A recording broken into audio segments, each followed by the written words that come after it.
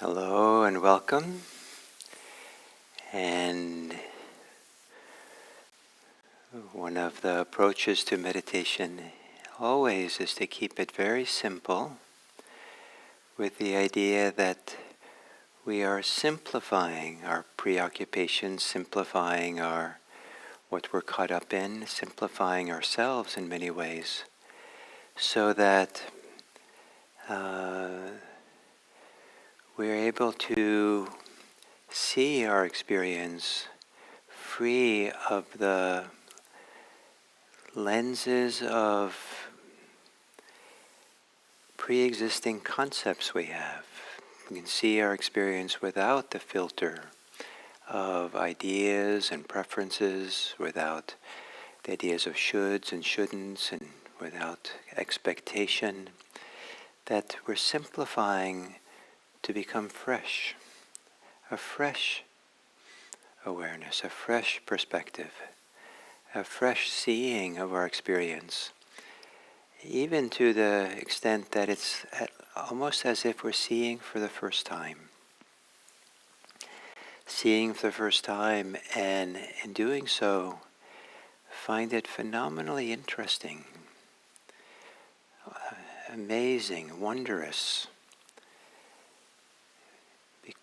and that we're curious, interested in knowing what is here, as if we've never known it before. Even something as simple as the breathing. But the emphasis is on the process of simplification, not the process of seeing, at least in the beginning. So assuming a posture of meditation that's right for you, and to think of the posture as an invitation to become simply here, to be grounded here, to be settled here.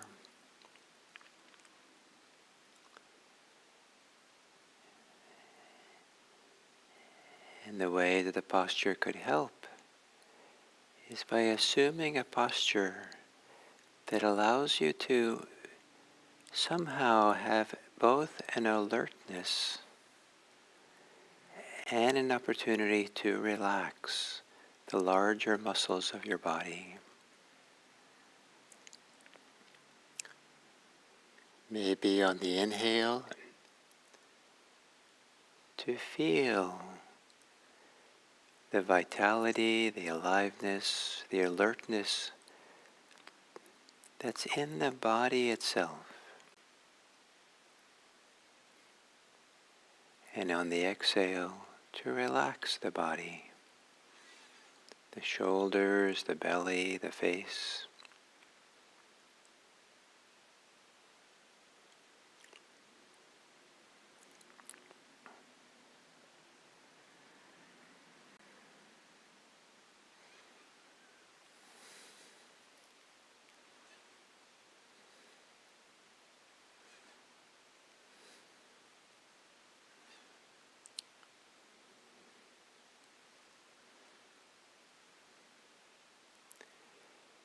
And to breathing in a simplicity of being. Breathing out, relaxing into a simplicity of being here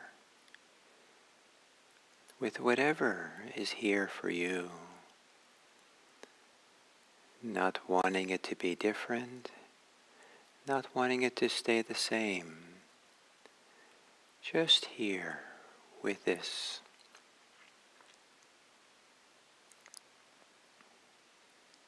Breathing with it.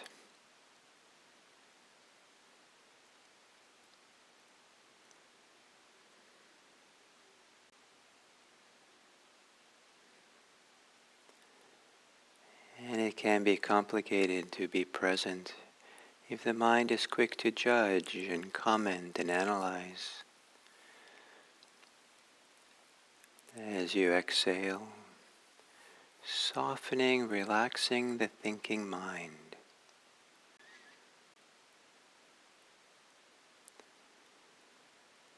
Gently quieting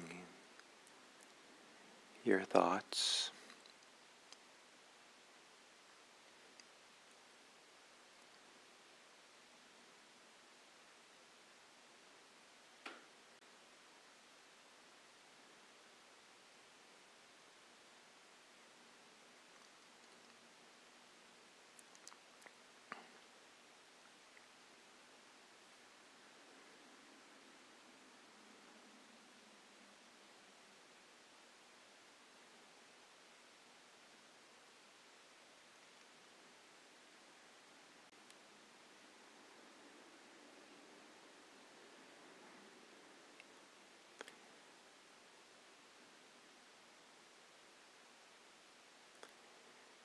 And then settling into the simplicity of breathing, or the simplicity of accompanying breathing. That awareness accompanies breathing closely. Breathing accompanies awareness. Like two friends walking contentedly in a park together. So, breathing and awareness contentedly accompany each other within the world of our experience.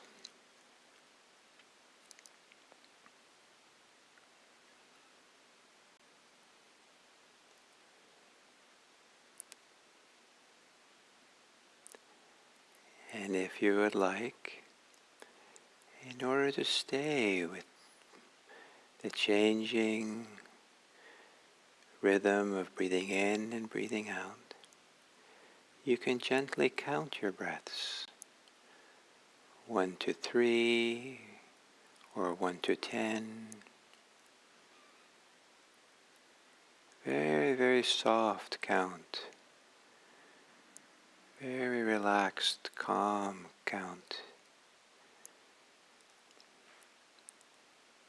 And part of the function of the counting is to help you notice when you wander off from the count into your thoughts.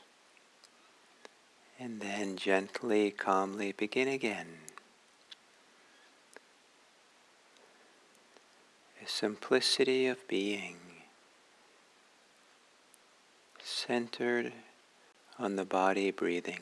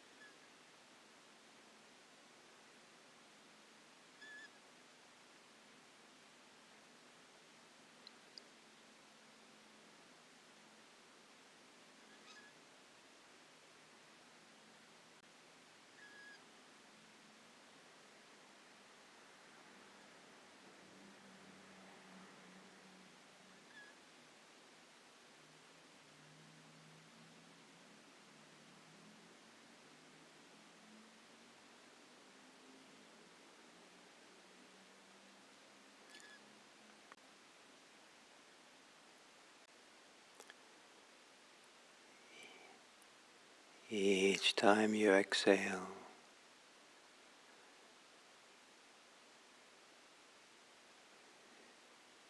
to settle into a simplicity of being,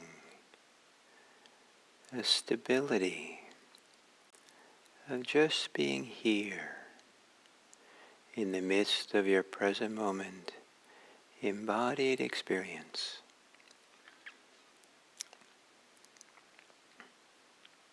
Relaxing the thinking mind. The only thing you have to think about is the breathing itself, accompanying the rhythm of breathing.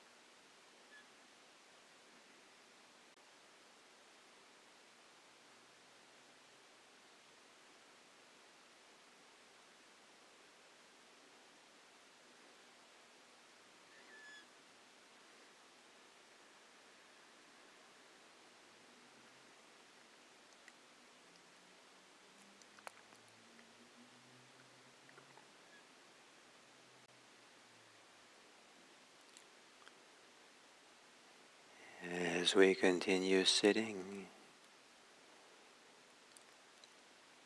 feeling into the way to a simplicity of being, and how you can, for a few more minutes, just be here in the simplest possible way with your present moment experience.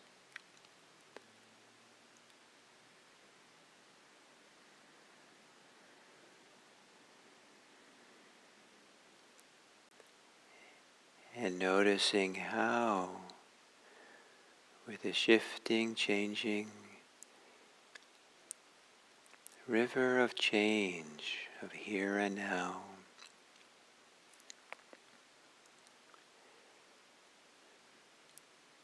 there's very little orientation towards thoughts of me, myself, and mine, stories of self, commentary about self, because those take you away from simple presence. Can you feel, see, recognize how the simplicity of being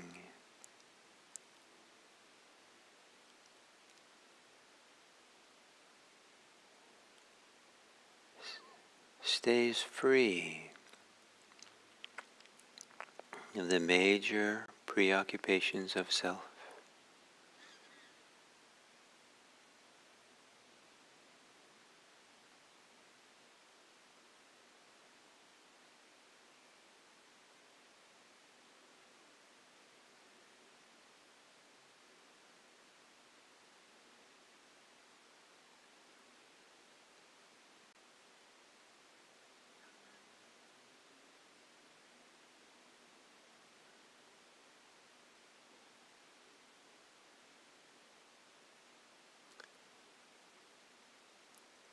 And then as we come to the end of the sitting,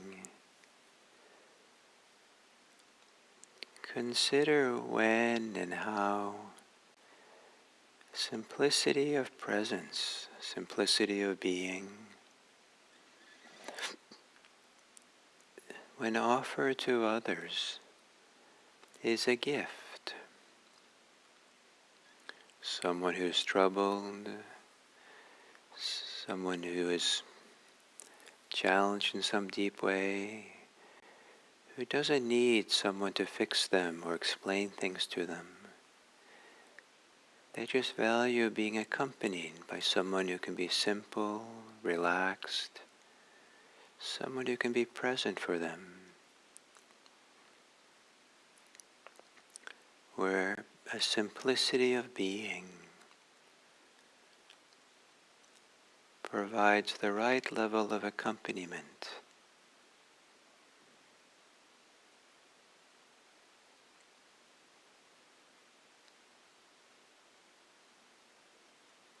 Or when a simplicity of being is the appropriate way of accompanying yourself.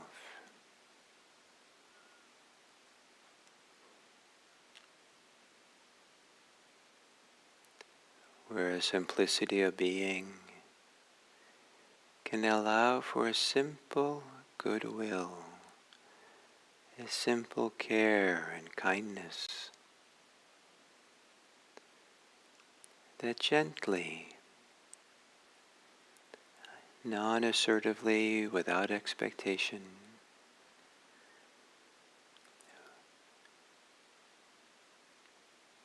has goodwill for self and others, wishing lightly, openly, may all beings be happy,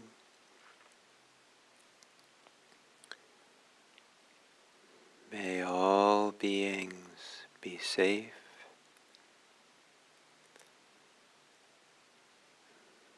may all beings be peaceful.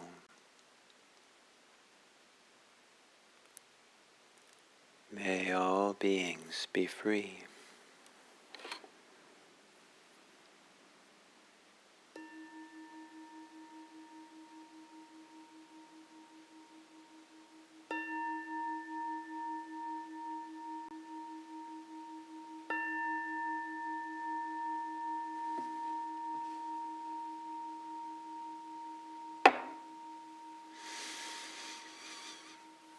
Thank you.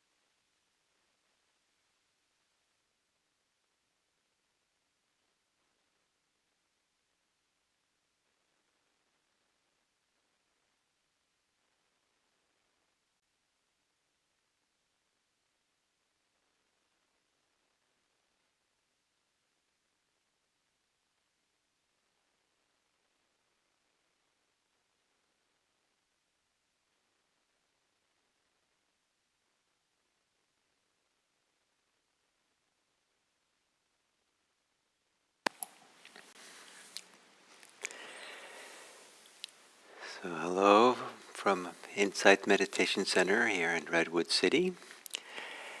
Happy to continue this series on the topic of insight, the insight of insight meditation.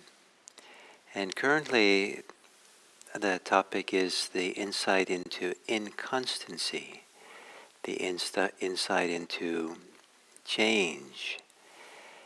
And it's not a difficult insight. Maybe it's almost too obvious that things change and that things are not the same. But still, we get caught in permanence. We get caught in that kind of believing this is the way it is. And to come to freedom in Buddhism, a kind of a deep inner freedom, is we're supported by staying close to or recognizing in a deep way, or to say differently, not in a continuous way, how continuously things are changing. And it's almost as if, or it is like, that if we see change, we realize deeply we can't cling to anything.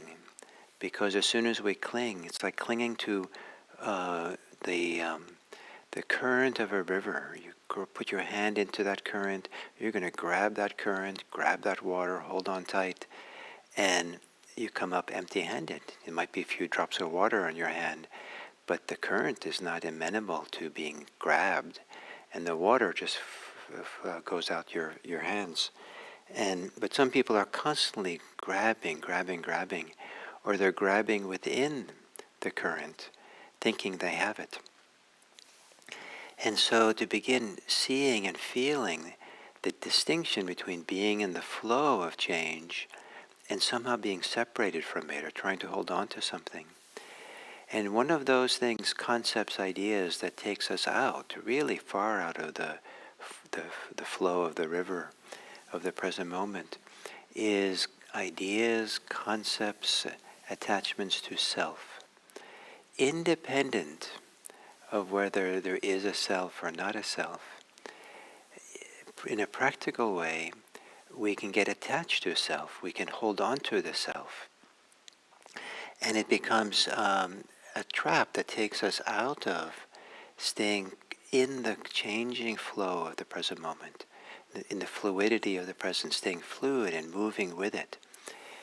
And knowing how to be safe, knowing how to be find a peace in the current of the river. And so I've gone rafting, and one of the ways to get trapped, to get caught a little bit, sometimes rafting, is to get pulled into the eddies, usually on the side of the river. An eddy is a place where the current of water flowing somehow gets pushed off, maybe the bottom or usually the sides of the river in such a way that part of the current flows backwards and upriver to be then pushed down again, and it can go in a circle, a little bit like a whirlpool, but the water is not being pulled down, so it just kind of it's moving around in a circle. And the raft can get stuck there. Some eddies can be quite strong, and some are somewhat large.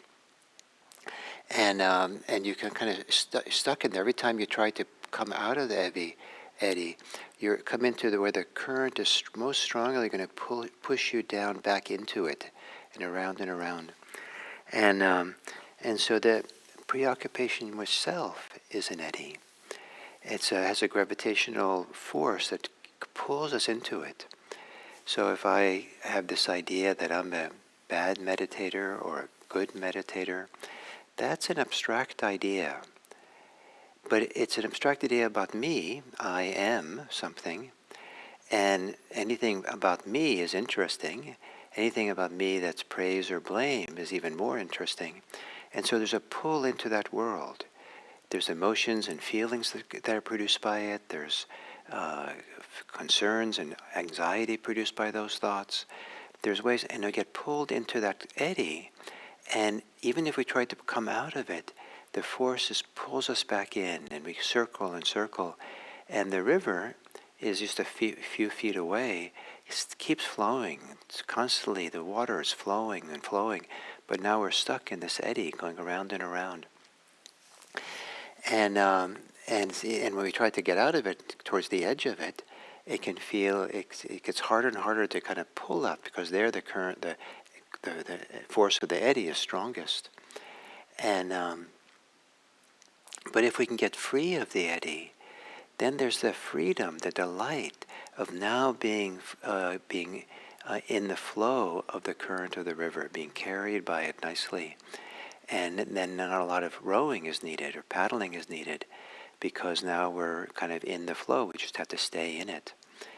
And we might, from the point of view of being in the current, come close to an eddy, but we can see it and we keep ourselves away from it. We know the danger there.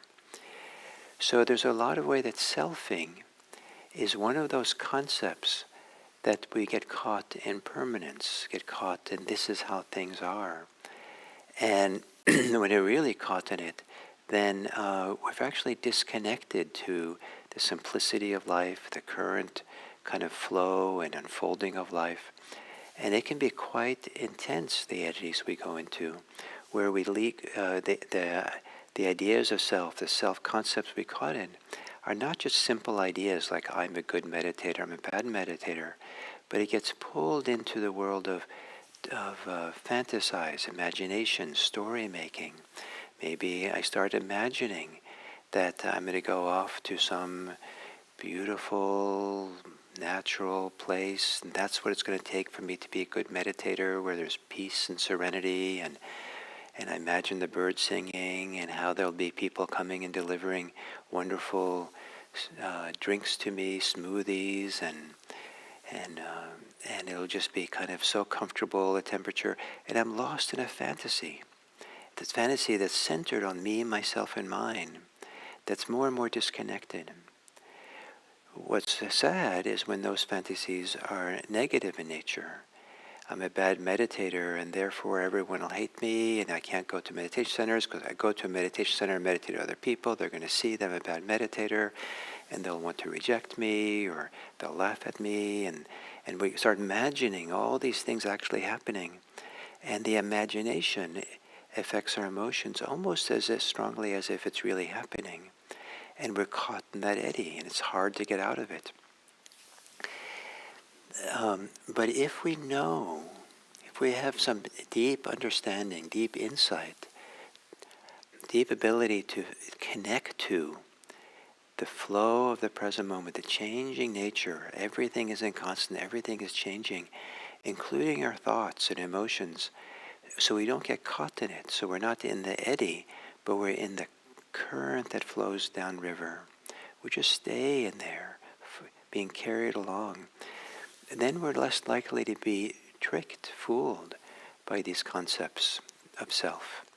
We're able to better see the concepts selves are a little bit like, or very much like, grabbing onto something and holding on. And sometimes it's not like an eddy, but you can't actually hang on to it, but you can get caught in its flow. Sometimes what keeps us caught is that we're still tied to the pier, or the anchor hasn't been pulled up, and the self is that strong, that solid. And it isn't that we have to deny that there is a self at this point in practice. There's never any denial. But we see more and more how concepts, ideas of self are pulling us away from being fluid, being in the flow, being somehow adaptable, or somehow kind of appreciating the lived life of the present moment as it unfolds and changes and shifts in the present moment. And at first, this present moment simplicity of being can seem boring, too simple. It's much less sophisticated than the elaborate thoughts, fantasies, ideas about self and what I'm doing for myself and what I'll accomplish and what I'll prove and how great I'll be.